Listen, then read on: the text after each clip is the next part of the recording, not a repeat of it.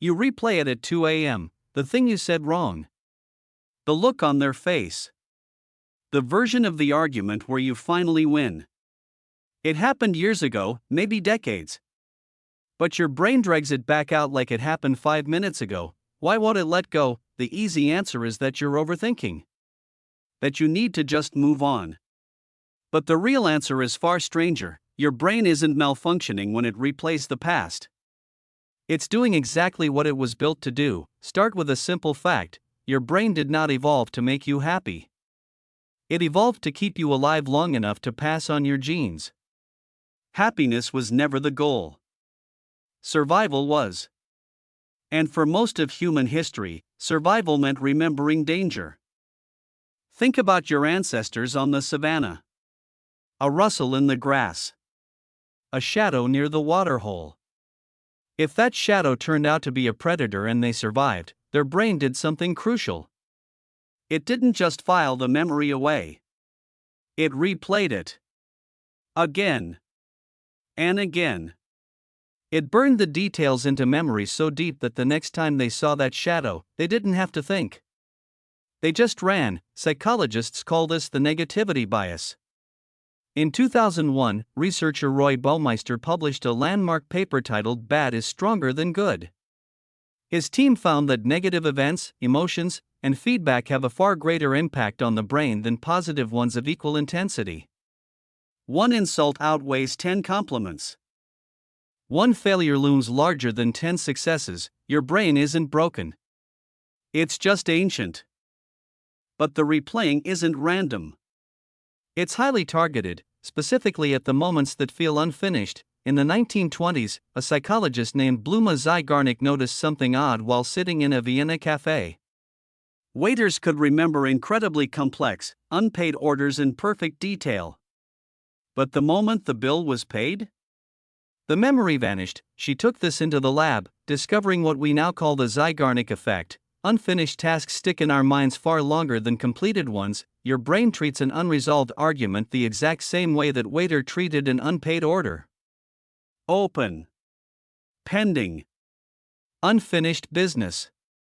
That's why the fights you actually resolved fade quickly. But the one where you never got to say your piece? That one loops forever. Your brain isn't punishing you, it thinks it's helping. It thinks the story isn't over yet, so it keeps the file open, waiting for a resolution that may never come. Now add a second ingredient: rumination. Psychologist Susan Nolan Hoeksema spent her career studying why we get stuck in these mental loops. In the 1990s, her research revealed that rumination isn't just passive remembering.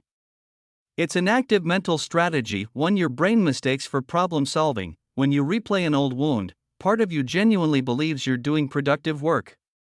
You are searching for the lesson, preparing for next time, and making sure it never happens again. But here's the twist: Nolan Hoeksema's studies found the exact opposite result. People who ruminated didn't solve problems faster. They stayed stuck longer, felt worse, and were far more likely to develop anxiety and depression over time.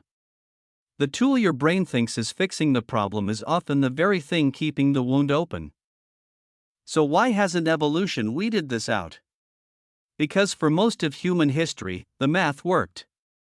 A hunter-gatherer who obsessively replayed a near-fatal encounter with a predator was more likely to avoid it next time. The emotional cost was high, but it was cheap compared to death. Your brain was built for a world with real, physical, immediate threats. A world where reliving pain kept you alive. It was not built for the modern world, a world where the threat is a comment on a group chat, a decision made 15 years ago, or a person who has long since forgotten you exist. The mismatch is the problem. Not your character. Not your willpower. You are simply running an ancient program on a modern operating system. There's a specific structure in your head responsible for a lot of this looping. It's called the default mode network, and neuroscientist Randy Buckner helped map it in the mid-2000s. This network activates whenever your mind isn't focused on an external task. When you're in the shower, driving on autopilot, lying awake at night, and what does it do with that idle time? It time travels backward into memory, forward into imagined futures. It almost never rests in the present. This is why the past finds you most easily in silence and stillness. It isn't intruding on your peace is just when it shows up to work. But here is the counterintuitive twist your brain doesn't want you to know. The goal was never to stop remembering. Psychologist Konstantin Sedekites has spent years studying nostalgia, and his research found something surprising. Nostalgic memory, even the bittersweet kind, increases feelings of meaning, social connection, and psychological resilience. The past, replayed with the right framing, doesn't just haunt you.